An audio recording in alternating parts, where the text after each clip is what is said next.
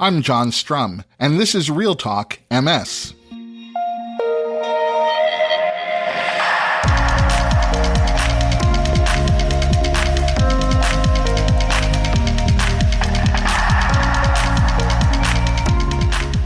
It's September 13th, and we have a lot to talk about. In addition to its physical symptoms, MS can also affect your emotional well-being. Depression, persistent anxiety, and extreme irritability are all common. And just like the physical symptoms of MS, they require treatment. But people living with MS tend to focus on their physical health and too often end up neglecting their mental health, which can lead to unfortunate and sometimes even tragic consequences. Living with chronic stress and anxiety weakens your immune system, leaving you more susceptible to other illnesses like heart disease, diabetes, and depression. Research tells us that 1 out of every 2 people living with MS will experience clinical depression. And the statistics tell us that people living with MS are twice as likely to attempt suicide compared to the general population. The really good news here is that conditions like anxiety and depression can be effectively treated. And there are even things you can do for yourself on your own that will mitigate depression, lessen your anxiety, and improve your mental health. Dr. Dawn Ehde returns to the podcast today to talk about maintaining and strengthening your emotional well-being when you're living with MS, and she'll introduce us to a new resource that I think you'll find really helpful. Dr. Ehde is a clinical psychologist in the University of Washington Medicine Division of Clinical and Neuropsychology, a professor of rehabilitation medicine. She's the recipient of the Nancy and Buster Alvord Endowed Professorship in MS Research, and Dr. Ehde is also a member of the National MS Society's National Medical Advisory Committee. But before we get to my conversation with Dr. Dawn Ehde, there are a few other things that you should know about.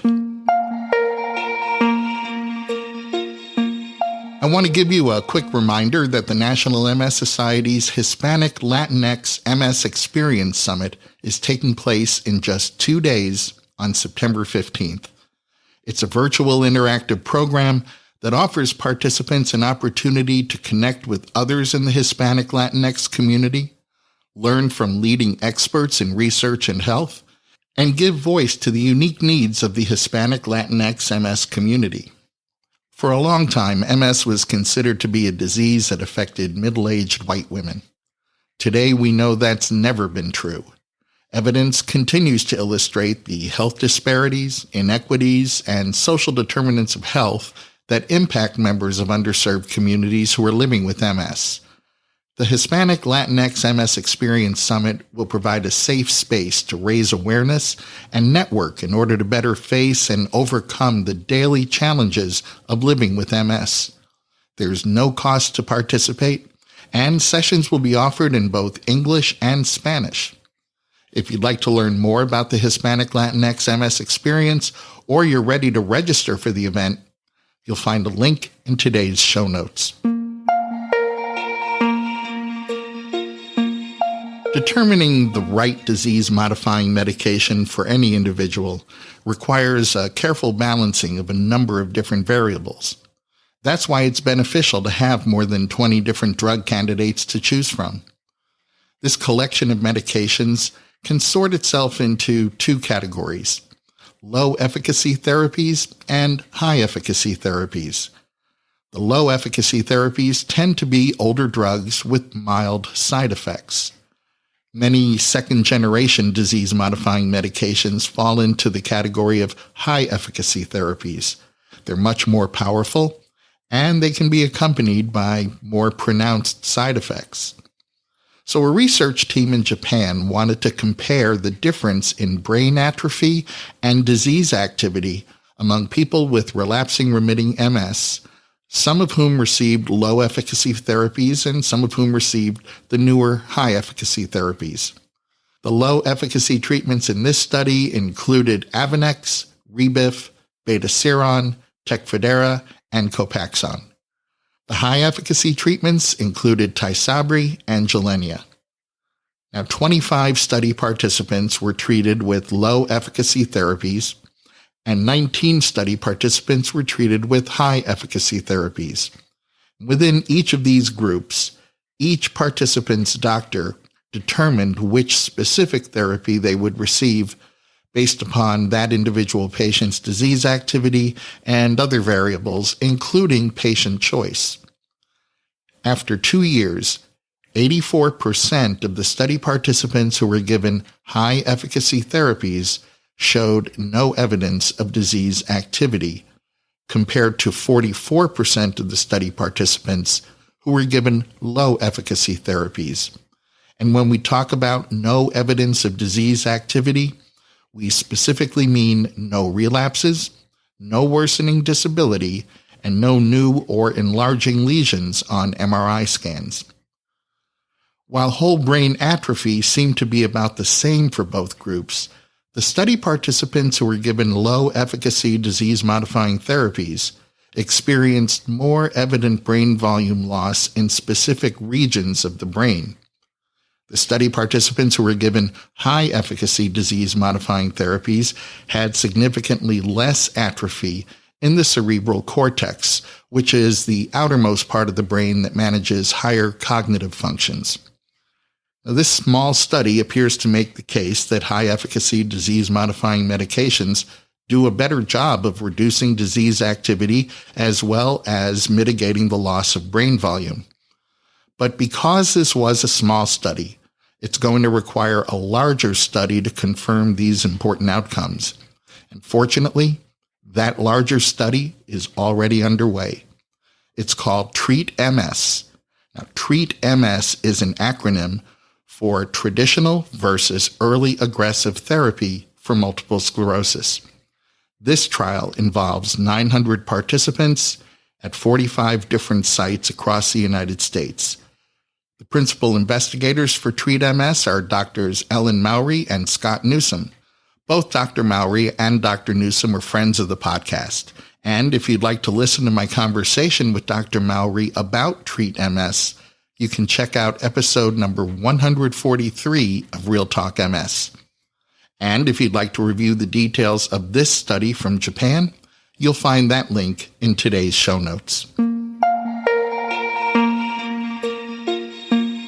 While there may be some debate among clinicians as to whether it's best to start with a low-efficacy disease-modifying therapy or a high-efficacy disease-modifying therapy, the one thing they all agree on is that early treatment with a disease-modifying therapy leads to better long-term outcomes.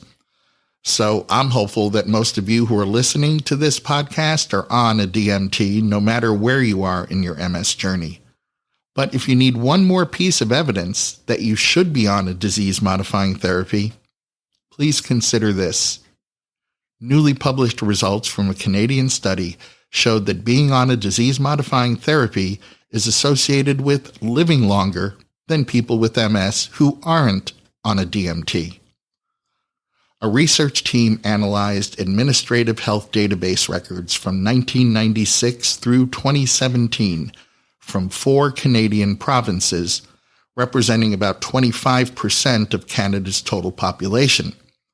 Now, a total of 35,894 people living with MS were identified in this group. The majority of these 35,894 people had been on low-efficacy disease-modifying therapies, but there were some who were on high-efficacy drugs. And the study results showed that using any disease-modifying therapy, low-efficacy or high-efficacy, was associated with a 26 to 33% lower risk of mortality compared to using no disease-modifying therapy. The results also showed that very early initiation of a low-efficacy DMT was associated with a significant reduction of mortality risk when compared to no use of a DMT. So I'm not sure if we're ready to say that starting and staying on a disease-modifying therapy is a matter of life and death, but as it turns out, that could very well be the case. If you'd like to review the details of this study, you'll find a link in today's show notes. People as young as 2 years old have been diagnosed with MS, and people continue to live with MS well into their senior years. But the majority of people living with MS in the United States are diagnosed between the ages of 20 and 50, the same age range that could be called your prime working years. These are the years when people advance in their jobs, they earn promotions, and they earn more money. But when you add a diagnosis of multiple sclerosis into the mix, things can sometimes change, especially when you consider how some MS symptoms like fatigue, depression, spasticity, pain, vision impairment, and cognitive issues might affect someone's ability to do their job. So a research team made up of scientists from pharmaceutical company Sanofi, along with the University of Texas at Austin and the University of Arizona, wanted to examine the productivity loss among working-age individuals who were living with MS. The researchers analyzed national data from 2005 to 2015 that was collected by the Medical Expenditure Panel Survey. This is a survey conducted by the Agency for Healthcare Research and Quality. The researchers identified 104 employed adults with MS between the ages of 18 and 64, and 312 employed adults without MS who would serve as controls in this study. The control group matched the group with MS in terms of their age, sex, and race or ethnicity. When the research team analyzed the study participants' household makeup, other medical conditions, these other conditions are called comorbidities, and missed days of work, they determined that people living with MS missed an average of nearly 9 workdays a year. The people in the control group, the people who didn't have MS, well, they missed an average of just 3 workdays a year. The researchers noted that those people living with MS who reported pain as one of their symptoms, well, they were significantly more likely to miss work than those people living with MS who weren't experiencing pain. They also noted that people living with MS who were unmarried, divorced, separated, or widowed were twice as likely to miss work compared to people who were married or living with a partner. Missed workdays also related to geography. People with MS who lived in the Northeast were 70% more likely to experience higher rates of absenteeism compared to people living in the Midwest or the West. Now, the results of this study lead us to draw a couple of different conclusions. First, you have to ask yourself, what sorts of workplace accommodations can be made to make it easier for someone living with MS to do their job? And if you'd like a really good overview of this specific topic, I'll recommend that you check out episode 211 of Real Talk MS, where we take a deep dive into the ins and outs of employment with MS with Dr. Philip Rumrill, and I'll include that link in today's show notes. The other conclusion we might draw, or at least speculate on from this study, is asking what the absenteeism rates might look like if people had the opportunity to work from home. I know it doesn't fit every job in every sector of business and industry, but one of the positive takeaways from the COVID-19 lockdown is it was discovered people were more productive while working from home. I'm guessing they could be more present at their jobs too. Now, if you'd like to review the details of this study, you'll find a link in today's show notes.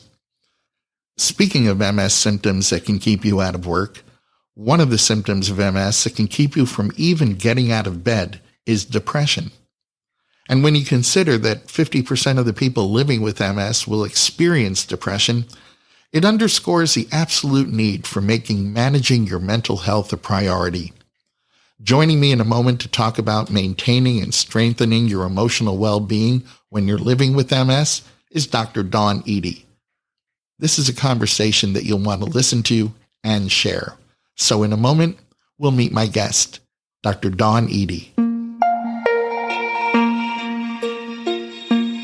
Saying that it's been a stressful couple of years is probably the understatement of the day, maybe even the understatement of the year, and maybe longer than that. And as we all continue to emerge from a global pandemic, mental health has become an important issue, more important perhaps than ever before. Dr. Dawn Ehde is joining me today to talk about maintaining and strengthening your emotional well-being when you're living with MS, and we'll introduce you to a new resource that I think you're going to find very helpful. Dr. Ehde is a clinical psychologist in the University of Washington Medicine Division of Clinical and Neuropsychology, professor of rehabilitation medicine, and the recipient of the Nancy and Buster Alvord Endowed Professorship in MS Research. Dr. Ehde is also a member of the National MS Society's National Medical Advisory Committee. Welcome back to the podcast, Dr. Ehde. Thank you. Let's start our conversation with a definition. What does the term mental health mean? Mental health really simply means a person's emotional or psychological health, as well as their social health or social health. Mental health touches everything. It's how we feel, how we think, how we act, and really influences our overall health. What kinds of things influence a person's mental health? Certainly for people with MS, we know that the disease itself can influence their mental health. So that lesions in the brain can sometimes contribute to or cause things like depression, anxiety, or other mental health symptoms. That's not the only thing, though. Certainly also people's life circumstances, situations, their environment, kind of what they do, their habits, all sorts of things interact with and overlap with MS and mental health.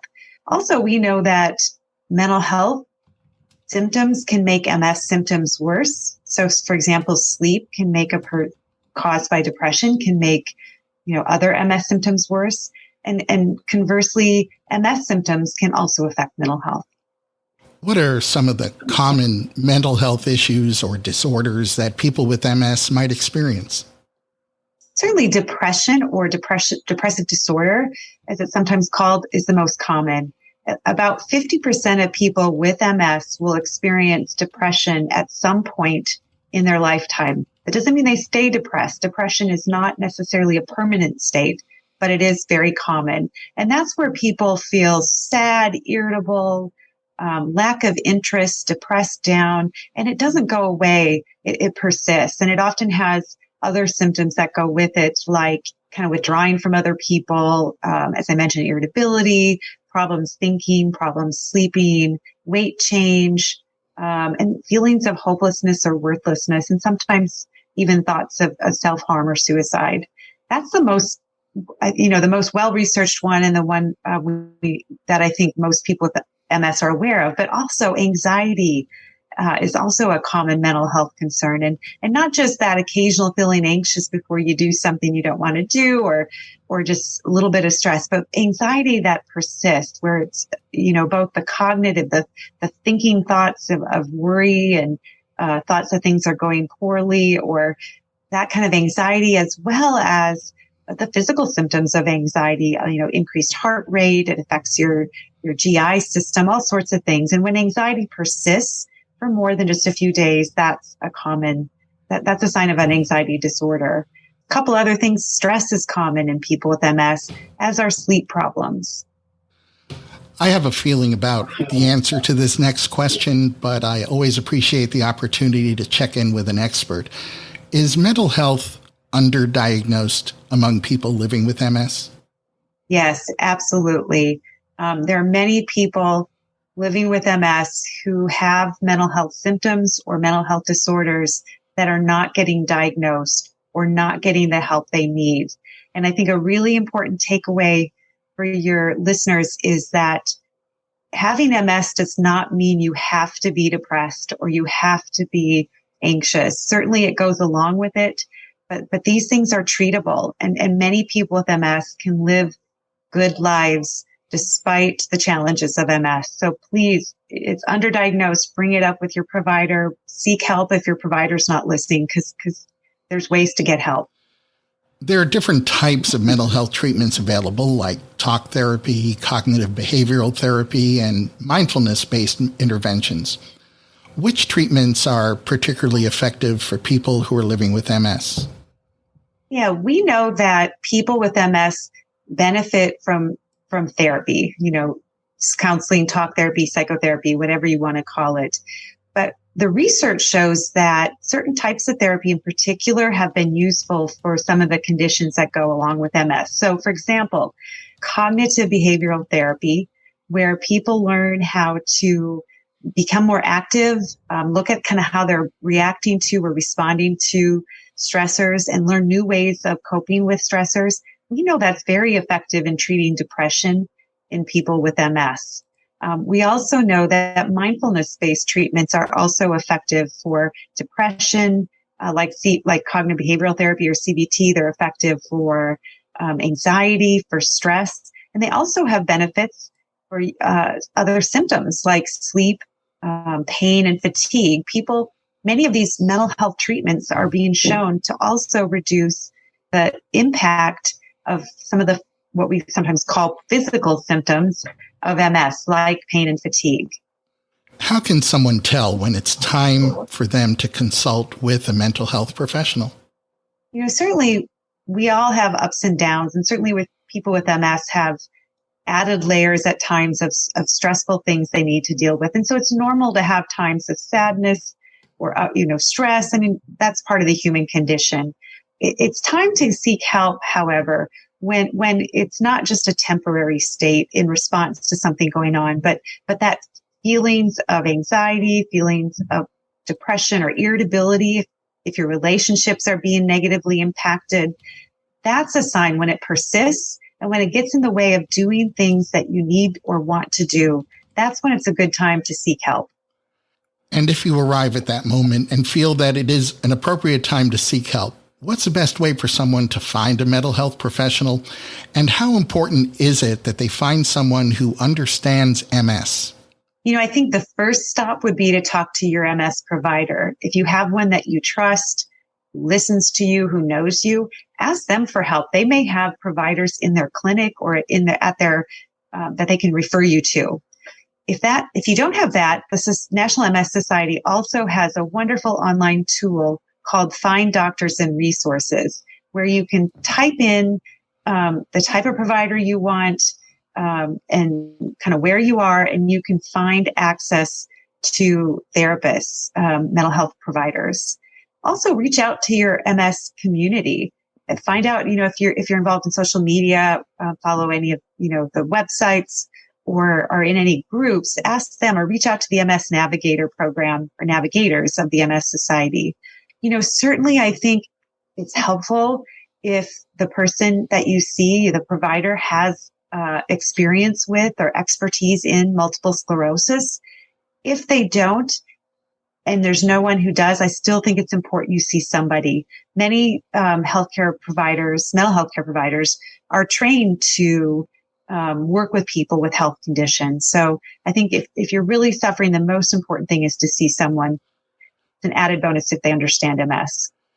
Let's switch gears a little bit and talk about something that people can start doing right now to improve their emotional well-being.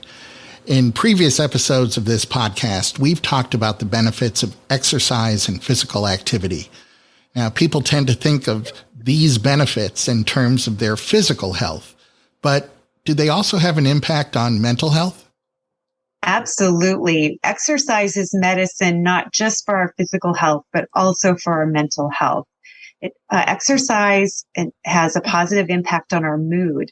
Studies have shown that exercise can decrease depression, anxiety, and stress, and also increase people's self-esteem and their confidence in their ability to just manage other challenges in their life. Exercise also helps a lot of the symptoms that go along with mental health concerns like fatigue or sleep problems. So, I'm always someone who talks with the people I see that about exercise as one tool for managing mental health concerns. I think a lot of us have found that sometimes the most challenging part of exercise is being consistent.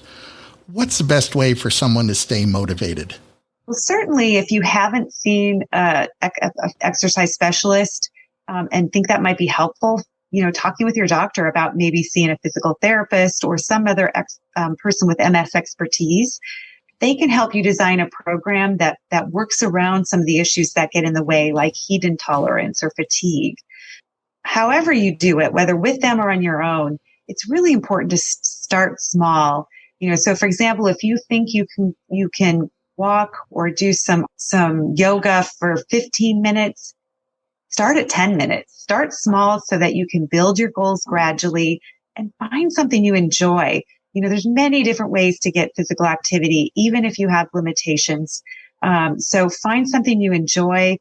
Even it's a bonus if you can do it with somebody else, if you find that helpful. And try to find ways to work brief amounts of activity into your day. That's another good way to kind of stay motivated and to make progress, is to not overdo it and do things you enjoy. I think that people in the MS community for a very long time have heard about the value and importance of developing coping skills and building resilience. Certainly over the past couple of years, the rest of the world has gotten the message about the importance of developing coping skills and building resilience. What sorts of things can someone who's living with MS do to build those skills and build that resilience? Well, certainly we've talked about one already, and that's exercise. That also builds resilience and coping. Also, engaging in other types of activities, and I don't mean necessarily physical, but social or other valued activities. So, for example, if you're somebody who really enjoys other people, making sure you get out there, even if you don't feel like it, and socialize, whether it's in a church group or some other community organization, with friends, family, even if you have to do it remotely because of concerns or difficulties getting out, engage with other people. That's a really important way to build our resilience. The foundational things like eating healthy, getting good sleep if you can. I know it's hard when you're stressed or when you have a mental health condition, but, working on trying to get good sleep and rest. Doing things that kind of build up your positive emotions, like, doing things that bring you pleasure or fun.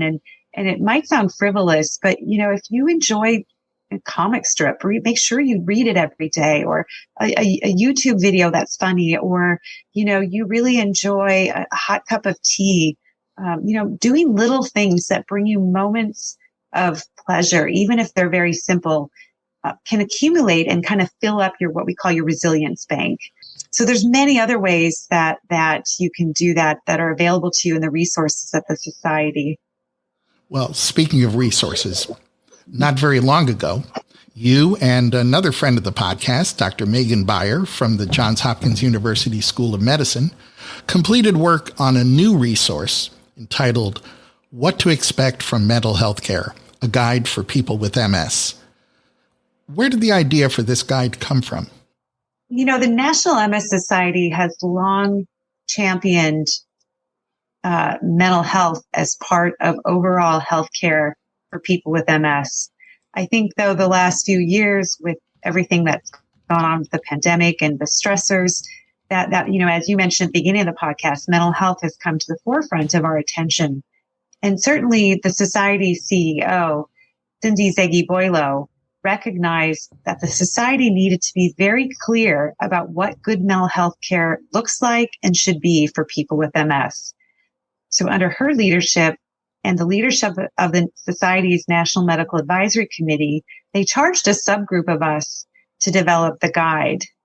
And this guide, just to illustrate how mental health interacts with other types of health, the guide was written by a team of experts with different backgrounds, including physical therapy, occupational therapy, nursing, in addition to mental health.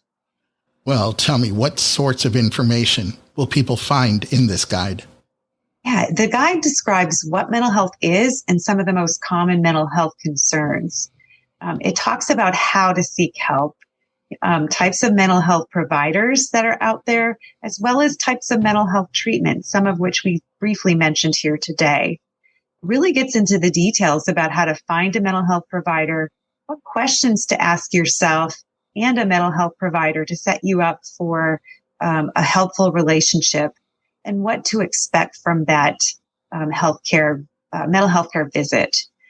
There's also resources on navigating health insurance, especially if you don't have insurance or your insurance doesn't cover mental health care, how to find providers if you're having a hard time.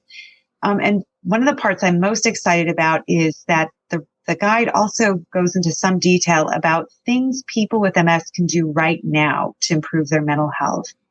And as part of that, there are many resources and links in the guide that anyone who has MS can benefit from. Well, this sounds like a terrific new resource.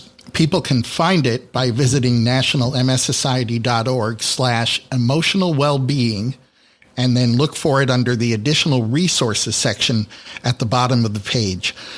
I'm going to make sure that link is in today's show notes. And for those of you who have the Real Talk MS app installed on your iOS or Android phone or tablet, you will find your copy of that guide under the bonus content tab. Dr. Dawn Ehde, thank you for all you do to improve the quality of life for people affected by MS. And thanks for talking with me today. Thank you. Great to be here. That's going to wrap up this episode of Real Talk MS. Real Talk MS is powered by the National MS Society. And you can share this episode of the podcast by letting your friends or family members know that all they have to do is point their web browser at realtalkms.com/263. You'll find that link in today's show notes so you can easily copy and paste it right into your email or text. And if you have a minute, I hope you'll visit the Apple App Store or the Google Play Store and download the free Real Talk MS app for your iOS or Android smartphone or tablet. It's the best way for us to stay connected. The app will automatically download the latest episode of Real Talk MS. You'll be able to access any of our past episodes. You'll be able to save your favorite episodes. And it's a great way for me to share bonus content with you. The app is free, so I hope you'll download it today. I'm John Strum. Thanks for listening. Stay safe and make healthy choices.